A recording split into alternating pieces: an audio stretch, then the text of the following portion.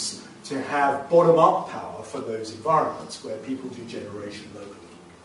And so we have this concept of what we call the ungrid, which is where you provide power locally to people who don't have access to the grid, where you've got relatively sparse populations. And a number of things come out of that. So thinking back to your electronics, why do we have high voltage and why do we have AC? Well, we have high voltage and AC because we've got to take electricity a long way.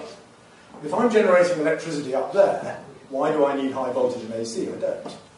So actually, it makes much more sense to power the DC devices, the DC television, DC lighting, the DC computer, DC fridge, DC fan, and so on, off DC solar panels, and forget inverters, and forget AC, and forget high voltage.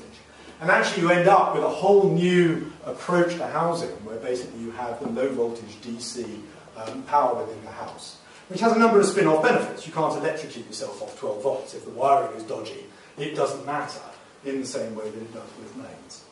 So it allows you to start thinking in very different ways about how electricity gets delivered. And we get this thing we call inverse innovation, where there is innovation in new ways of doing things in emerging markets, which ultimately will find their way back into the West. But they're not really required in the West, but they're absolutely required in emerging markets. I won't worry about these and various awards and things. So these are some examples. This is the classical photo taken with a solar light and with a kerosene light using the same settings on a camera. These are some of the installations we have in some tukals in South Sudan. Get a sense of how these things go. We've done quite a lot of data studies on this work. So on average, spending on kerosene goes down from $2.30 down to about 30 cents. The 30 cents is really because people got outside toilets and things and use kerosene lights for that. And the vast majority of people agree that both they're saving time and money by having solar power. But this is actually having a transformative effect in other ways as well. So on average, people's productive day is extended by over 3 hours by having solar light. Now that's a tremendous impact, particularly on women.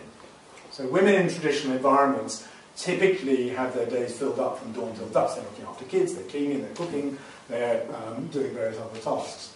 If you give women 3 hours extra every night that they can use for whatever they want, they may carry on doing the same. They may end up doing more cleaning and cooking, but they may do other stuff.